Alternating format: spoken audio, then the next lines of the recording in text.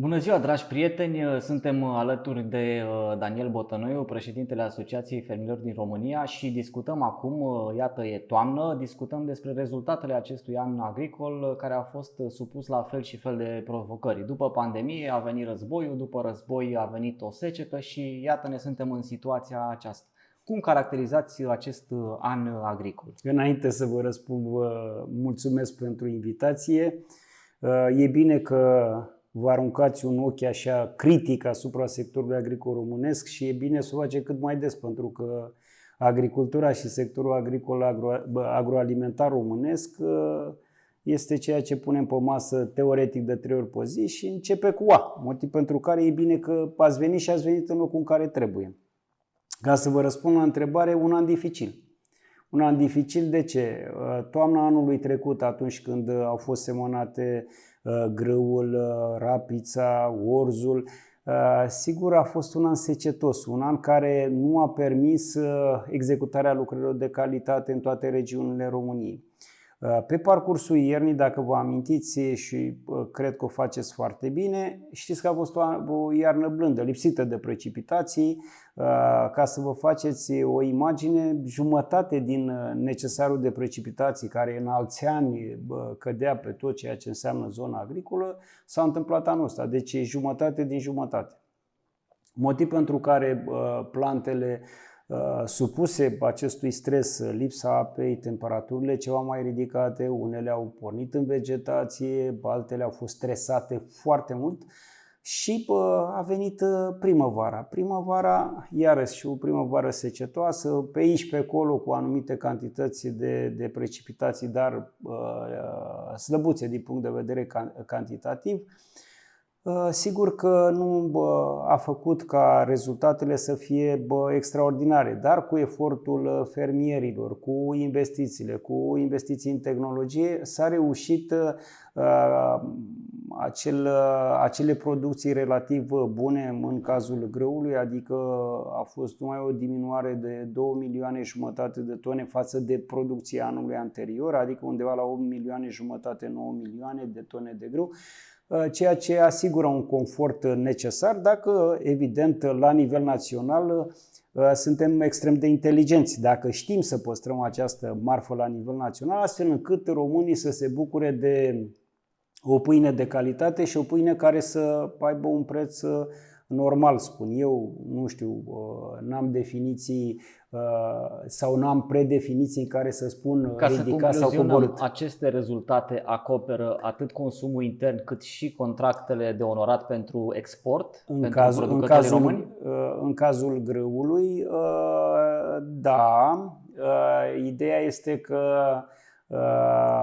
discutăm de o piață, așa cum ați sesizat și dumneavoastră, o piață dezechilibrată cu acest război care, iată, nu și-a găsit finalitatea încă, cu aceste mișcări de mărfuri dintr-o parte în alta, mișcări care ating piața europeană, pentru că trebuie să fim realiști, tot ce vine din afara spațiului comunitar la ora actuală își găsește sau nu breșă în piața românească, care este o piață ce face parte din spațiul comunitar, motiv pentru care există un dezechilibru major pe piață între ceea ce înseamnă costul inputurilor foarte mari, deci exagerat de mari, și aici vă dau exemple, prețul îngrășămintelor, energia, motorina, tot ceea ce utilizăm în acest domeniu, care vă mărturisesc că n-am văzut creșteri spectaculoase niciodată de maniera aceasta. După aceea, o piață dezechilibrată, pentru că vedeți prețul grâului care urcă, după aceea iarăși coboară în funcție de ieșirile pe care le au atât Rusia cât și Ucraina, cantitățile pe care le scot, posibilitățile pe care le au de export în piața internațională, fac ca aceste dezechilibre să ducă practic la o lipsă de predictibilitate a fermierilor români. Motiv pentru care trebuie să existe niște măsuri de sprijin aici. Trebuie să existe măsuri care au fost luate în alte state europene și vă dau exemplu Sloveniei, care în ultima perioadă și Slovacia au tendințe de genul ăsta și Ungaria și Polonia încearcă să-și mențină cantitățile de grâu necesare pentru consumul național prin diferite pârghii și cred că lucrul acesta poate fi făcut.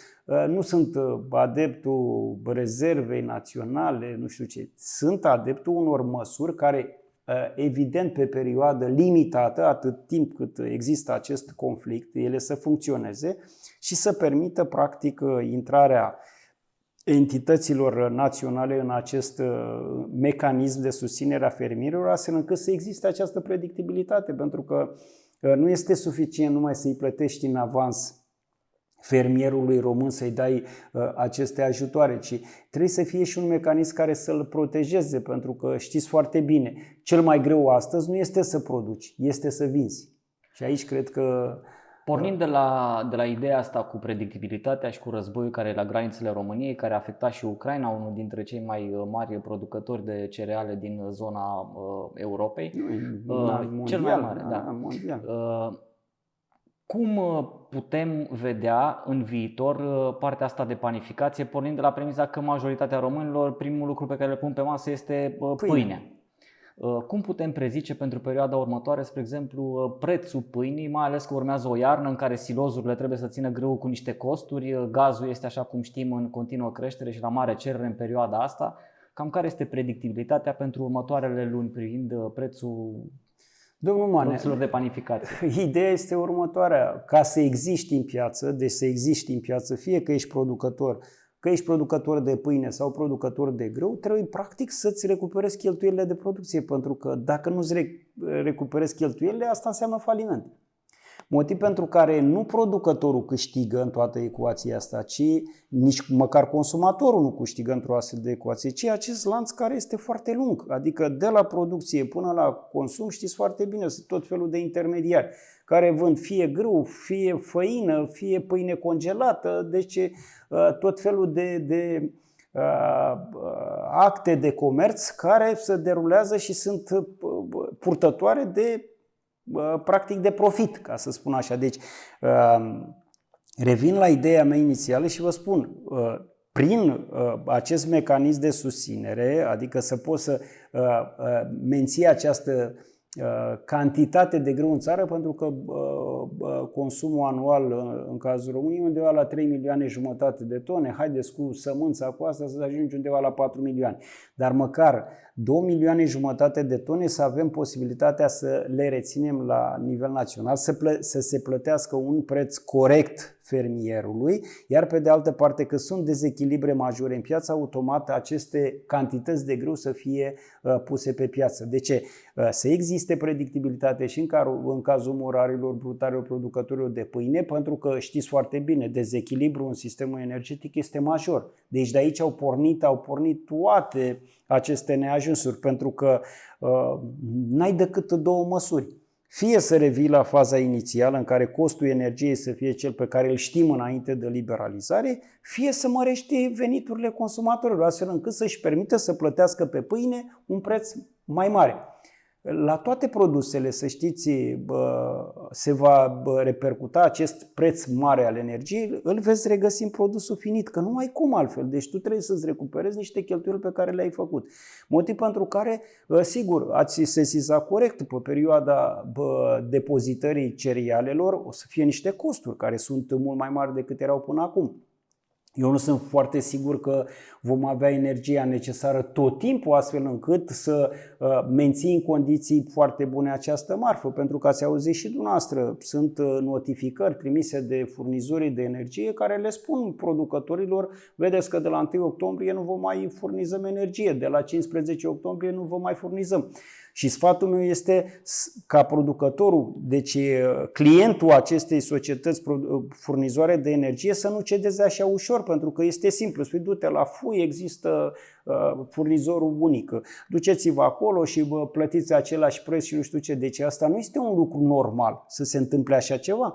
Pentru că tu, în momentul în care ai semnat un contract cu mine, chiar dacă legea îți permite, printr-o notificare tu trebuie practic să ai grijă să mă duci până la final, pentru că eu nu pot acum să fac un contract, să găsesc și un furnizor care să-mi dea energie și să pot să continui ceea ce știți foarte bine, o păstrare corectă, că dacă un grâu nu-l țin corect într-un siloz, el se strică, la fel și porumbul, la fel și floarea soarelui, la fel și uleiul, tot ceea ce înseamnă produs agroalimentar, pentru că practic grâu sau porumbul înseamnă viață.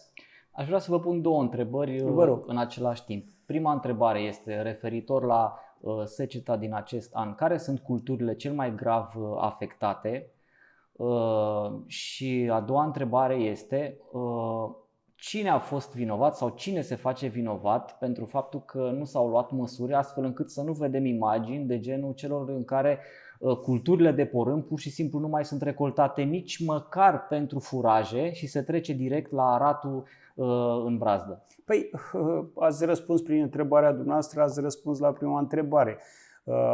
Sigur, cultura de porumb a fost afectată și asta în special în regiunile mari producătoare. Cultura de floarea soarelui parțial afectată și ea, fel cum a fost afectată și cultura de rapiță, soia afectate. Să știu cine este vinovatul? Nu. Sunt instituții ale statului care verifică cine sunt vinovații. Cert este că, din punct de vedere al producătorului, pentru că până la urmă sunt și eu fermier, spun că nu întotdeauna am avut mecanismele astfel încât să pot să duc apa la plantă. Nu în toată România poți să faci lucrul acesta, pentru că nu ai, ați văzut și dumneavoastră, au scăzut debitul râurilor, au scăzut debitul Dunării. De unde să mai duci apă la plantă dacă tu nici măcar nu poți să o mai aduci în zona de captare, să discutăm. Motiv pentru care noi la nivelul asociației am propus niște măsuri și poate una dintre ele care este cea mai adecvată este cea de captare a apei în perioadele favorabile, adică să facem acele buzunare, le numim noi, cu apă care să-ți permită în momentul în care ai cantități mai mari de apă să acumulezi acolo și după aceea să le utilizezi, pentru că anul ăsta a arătat că nici Dunărea nu poate să facă față, nici măcar Siretul, nici Prutul, nici un lac interior, Oltul, Jiu sau Târnavele. Motiv pentru care noi trebuie să facem investiții în domeniul ăsta de a asigura resursa de apă prima dată și după aceea să facem investiții în sisteme care să permită să ducă apa la plantă. Pe de altă parte, mă iertați că vă întreb, noi cine? Pentru că deocamdată statul împreună noi cu sunt doar producătorii. Noi plătim niște taxe și impozite producătorii. Da? Până la un anumit nivel putem să facem investițiile astea.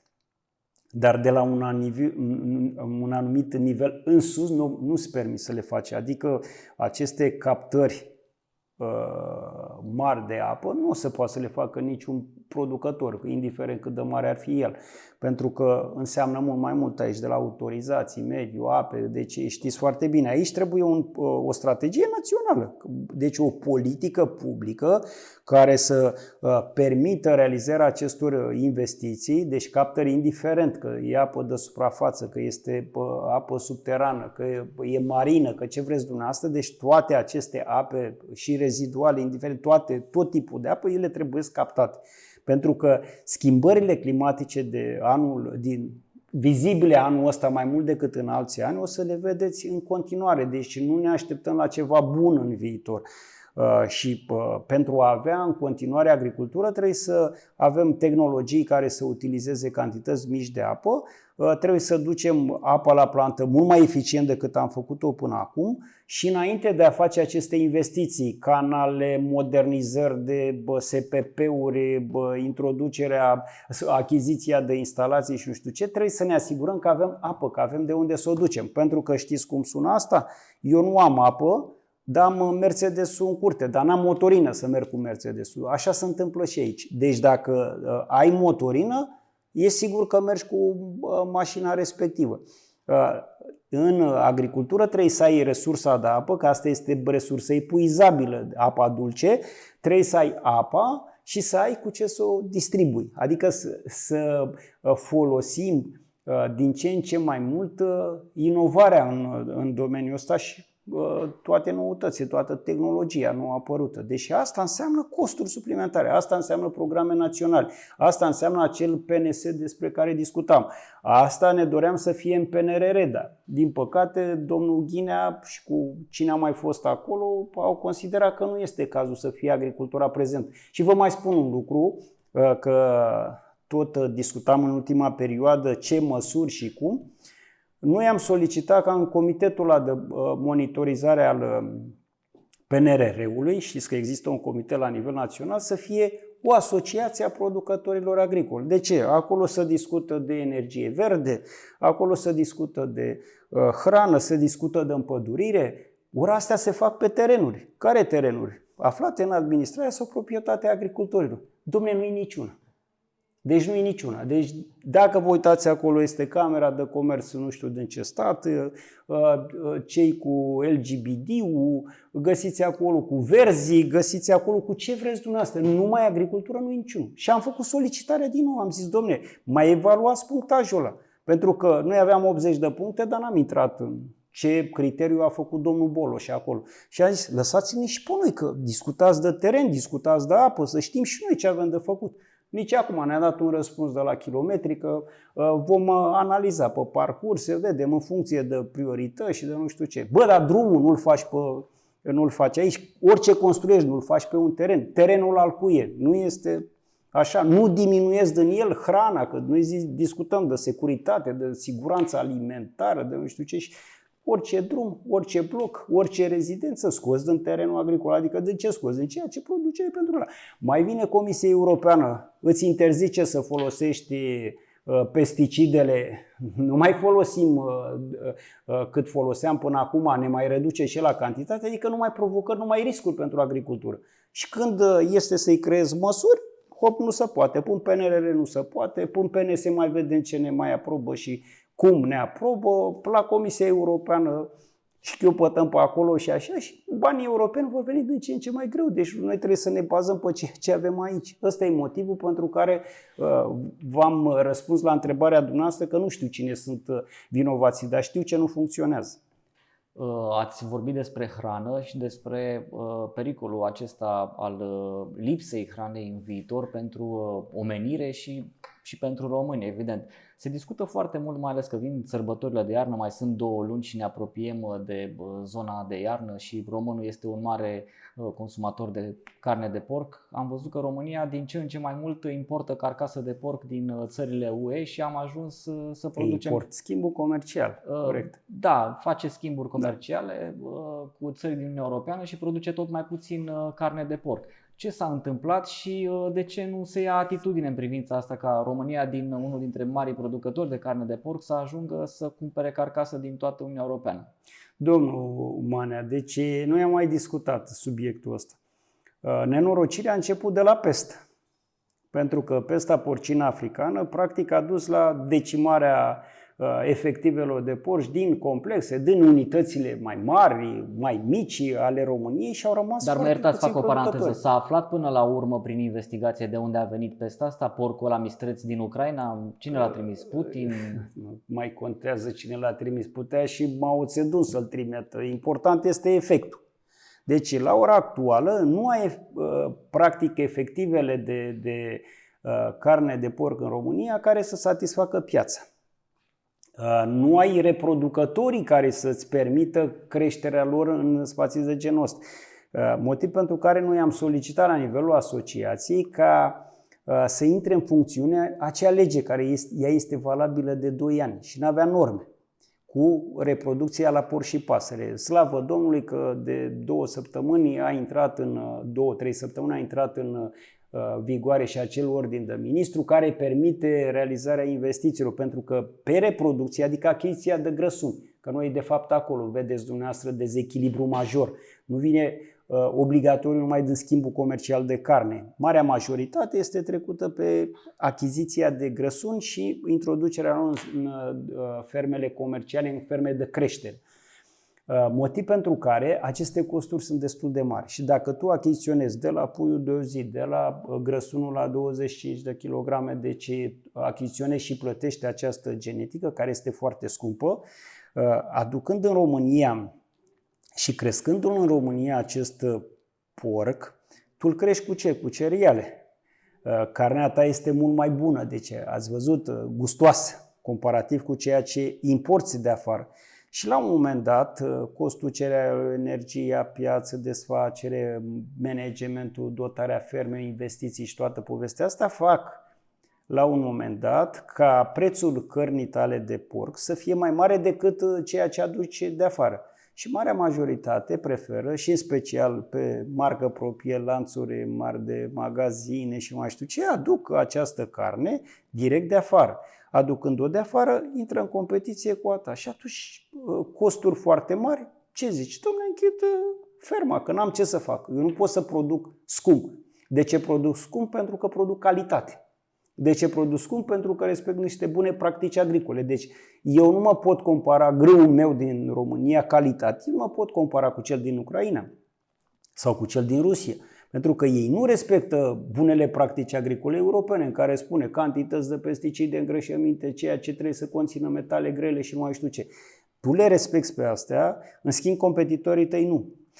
Competitorii tăi aduc plante ameliorate genetic, că e hibridul de porumb sau că e soia și îi produc mai ieftin decât produci tu. Și atunci piața fiind liberă, cum ne place să spunem cu neoliberalismul ăsta, evident că duce la ce? La moartea fermierului român, la moartea celor care produc. Nu din faptul că ei nu ar putea fi competitivi, ci că el respectă niște principii, niște drepturi și primește foarte puțin de la piață comparativ cu ceea ce investește.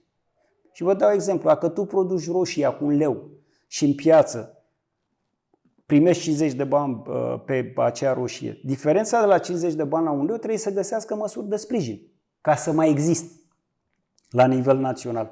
Și atunci această diferență, dacă nu o găsești prin instrumente de sprijin, fie național, fie european, nu fac decât să pun cheia pe migrația populației, părăsirea, abandonarea zonei rurale, pierderea durabilității peisagisticii, biodiversitate și tot ceea ce vedeți dumneavoastră.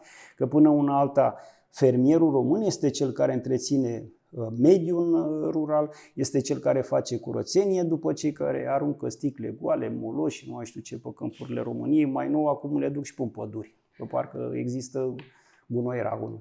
M-aș opri puțin și asupra acestui subiect cu îngrășămintele. În momentul de față, fermierii români sunt nevoiți să importe, pentru că nu mai prea au de unde să ia îngrășăminte. Singurul combinat din România este aproape de... A fost. Că îi zicem a fost, aveți dreptate. A fost. E pe marginea prăpastiei și nu e o chestiune de siguranță națională, pentru că în momentul de față cred că orice țară încearcă să-și... Siguranță merge cam departe. De securitate. Securitatea alimentară este pusă la grea încercare, pentru că atâta timp cât a existat gaz, dumneata l-ai vândut, că ești pe piața liberă, evident, e societate privată, l-ai vândut și după aceea ai spus, dom'le, ca să-ți produc îngrășământ, e un șantaj ăsta, să-ți produc îngrășământ, dăm gaz ieftin ca să îți asigurul necesar, ajungi la astfel de momente. Și poate că ar trebui regândit sistemul ăsta, că de asta vă spun, noi nu avem nevoie de strategii, de legi, de viziuni, noi avem nevoie de o politică publică acceptată de toate partidele politice și, domnule, ăla este cadrul general. Indiferent cine vine la putere, respectă. Băi, dacă am stabilit să facem Siret Bărăgan, toți am votat strategia asta și am introdus-o în politică publică, indiferent cine vine la putere, nu schimbă. Pentru că ați văzut și dumneavoastră, anul ăsta începem investițiile pe Dobrogea la sistemul de irigație, schimbă ministru, vine unul de la oricare al partidului, nu e important Constanța, domnule, hai să ne mutăm pe Ialomița și facem altceva pe Ialomița. Și ăla, între timp, de investiție nefinalizată la Constanța, se deteriorează. Știți și dumneavoastră că sunt colectorii de fiare vechi care au prosperat și vedeți în satele din România, vedeți foarte multă investiție realizată de colectorii de fier vechi și uite tot așa și noi suntem veșnic investitori într-un sector care nu-l mai finalizăm. Înțelegeți? Sectorul ăsta de irigat care este extrem de important și nu numai irigatul, deci aici trebuie să vedem și nivelul creșterea precipitațiilor și controlul la ceea ce se întâmplă astăzi, pentru că noi avem un sistem național antigrindină, dar care el nu este finalizat și românii nu știu lucrul ăsta. Și zice, domnule, dar de ce acolo se întâmplă și dincolo nu? Păi Moldova are finalizat, ungurii au finalizat, nu mai discutăm de Grecia, nu mai discutăm de Statele Unite, Germania sau Franța. Deci noi nu avem aici deci sectorul ăsta, sistemul ăsta antigrină să acopere toată țara. Deci el este fragmentat pentru că investițiile făcute inițial au fost pe zonele cu risc maxim, adică viticultură, pomicultură și după aceea s-a trecut la extindere. Mai vedeți discuții de genul ăsta, a venit grindina și a lovit în zona X. Păi da, pentru că pe zonele locuite nu ai voie să dai cu rachete. Acolo trebuie sistemul celălalt. Vine avionul, sămânțează norul și atunci permite detenționarea lui. Adică nu mai ajunge piatra cât pumnul sau cât ou de gâscă. Da? Sunt lucruri care trebuie să le avem în vedere. Pământul și apa dulce sunt resurse la care trebuie să ne uităm cu foarte mare atenție, motiv pentru care spun că este o chestiune de securitate alimentară, care trebuie judecată altfel decât a fost judecată până acum. Dacă nu vrem să dăm de lucru la producătorii de îngrășământ din alte state, nici măcar europene, dacă nu vrem să avem migrație în țară, dacă vrem să producem de calitate, pentru că să nu vă imaginați că ce vine de afară are și o calitate foarte bună în îngrășământul respectiv. Nu, ia după preț, știți foarte bine, toată lumea se uită. Dom'le, ureia e bună la preț, venită de acolo, da. Nu se mai uită săracul să vadă, dar care e conținutul, care este capacitatea de a se dezintegra, ajunge la plantă, nu ajunge, în timpul în care eu am nevoie să ajungă. Deci sunt lucruri pe care nimeni nu le mai analizează și se uită fix la preț. Și o ultimă întrebare. Am văzut în această perioadă, în ultimele 6 luni, în diferite hipermarketuri, lipsuri și afișe la rafturi. Nu vindem mai mult de 6 sticle de ulei per persoană. Acum era cu zahăr. Nu vindem mai mult de 6. Care e semnalul? Adică e un semnal prost pentru populație, ca și cum s-a creat deja un neajuns în piață și se creează exact efectul invers. Oamenii caută să cumpere mai mult, să facă o depozitare pentru următoarea perioadă de astfel de alimente. Care e semnalul în piață? Nu reușim să ne dăm seama care e realitatea. Auziți, nu e de acuzat consumatorul care își face acea rezervă. Pentru că vă mărturisesc, gândiți-vă că sunt aproape 12 milioane de cetățeni care au salariu minim pe economie, corect? Sau undeva, pe acolo. Orice leuț pe care îl poate câștiga înseamnă un leu pe care îl adaugă în portofelul copilului. Pentru că el zice, dom'le, cumpără orezul acum, făina acum, uleiul acum, că e mai ieftin. El face o economie de 200 de lei. Aia reprezintă mâncarea copilului la școală, dom'le, într-o lună de zile. Deci nu este de acuzat el. Problema este că, din punctul meu de vedere, și noi am mai spus-o la nivelul asociației, cred că politica hipermarketurilor în România trebuie oarecum schimbată. Și vă dau un exemplu. Anul ăsta, noi am produs, la nivelul fermelor, am produs tomate inimă de bou, dar 100% românesc, cu sămânță românească, fără pesticide adăugate ca să avem conținut de metale grele, în ideea că vom vinde în 2 lanțuri mari care dețin peste 80% din piața României astăzi, că vom vinde aceste tomate, adică tomate de o calitate extraordinară, să ajungă pe farfuria românilor la un preț echilibrat. Păi nouă nu ne-au oferit nici măcar jumătate din prețul de la raft. Ei au pus un preț foarte mare la raft. Evident că românii se uitau la casoletele alea, vedeau 2 roșii acolo și a zis, dom'le, nu le iau că mi se par că sunt cam moi, că sunt nu știu cum, dar roșia românească, inimă de bou, este o roșie ajunsă la maturitate cu calitate extraordinară, dar are un defect, e moale. Deși nu ține foarte mult, adică nu joci fotbal cu ea peste o lună, cum joci cu cele aduse din import. Motiv pentru care, după circa 2 săptămâni, ne-au spus lanțurile, știți, nu să vindem și bun, și noi ce facem? Că avem contracte cu dumneavoastră, preferăm să vă plătim penalități, dar nu putem să o luăm. Ăsta este motivul pentru care eu spun, la nivel național trebuie să existe depozite construite cu bani de la stat. Că nu o să aibă producătorul și mai ales în praful ăsta astăzi să se ducă la bănci și să-i mai dea băncile așa ușor să facă depozite mari de colectare a mărfurilor, de depozite de frig să poți să le ții pe o perioadă mai lungă de timp. procesare, investiții făcute în industria agroalimentară, pentru că n-au beneficiat, industria agroalimentară românească n-a beneficiat de investiții foarte mari în ultima perioadă și se vede. Și atunci producătorul, dacă are posibilitatea, vinde în piață produsul proaspăt, dacă nu îl transformă, face suc de roșii, îl face bulion, face ceva cu produsul ăla, nu să-l arunce la groapa cu gunoi să facă compost din el, care compost nici măcar nu poate să-l utilizeze anul ăsta, îngrășământ îl utilizează peste câtva timp.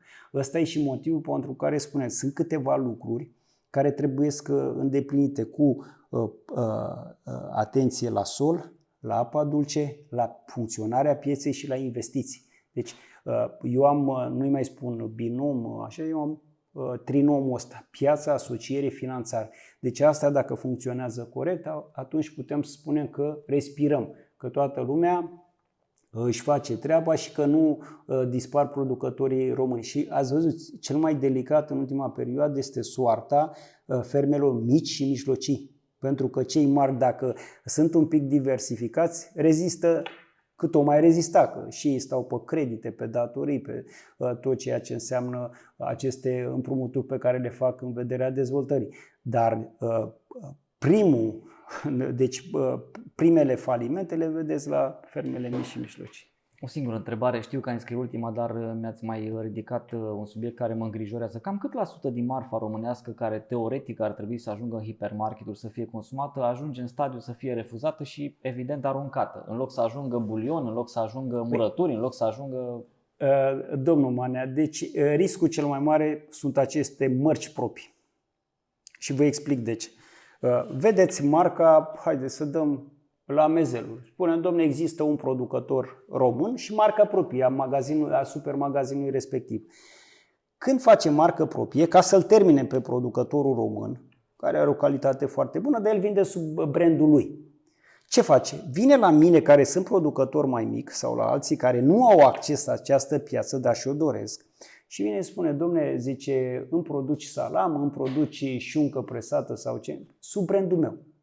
Zice, da, îmi produci la 4 lei. Dacă vrei așa, bine, dacă nu, nu. Eu fiind cu investițiile la limită, cu returnări de credite, că trebuie să le dau, cu proiecte probabil europene în derulare, ce fac? Zic, băi, dacă câștig 2 bani, e bine. Zic, dau drumul la marfă și nu mai mă interesează brandul meu, Popescu sau cum mă cheamă pe mine, așa, dau sub brandul lui. Azi așa, mâine așa, poi mâine o să zic că nu mai vreau 4 lei. Ceea ce se întâmplă astăzi în piață, zice vreau 3 lei jumătate. Dacă vrei așa, bine, dacă nu, nu. Și atunci tu sigur că nu poți să-i mai dai cu 3 lei jumătate. Ăsta dispare între timp, că nu cumpără nimeni cu 7 lei și ăsta cu 3 lei jumătate, parizerul sau șunca sau ce vreți dumneavoastră. Eu dispar și băieții ăștia deștepți aduc de afară. Că ăsta de fapt este ceea ce îi trimite pe ei în lupta asta, da? Și aduc de afară, nu mai contează calitatea, pentru că să nu vă imaginați care e calitatea produsului românesc, niciodată. Eu nu spun că sunt infecte, dar nu au această calitate ridicată a produsului românesc. Și o să gustați ce vreți dumneavoastră, și de acolo și de acolo.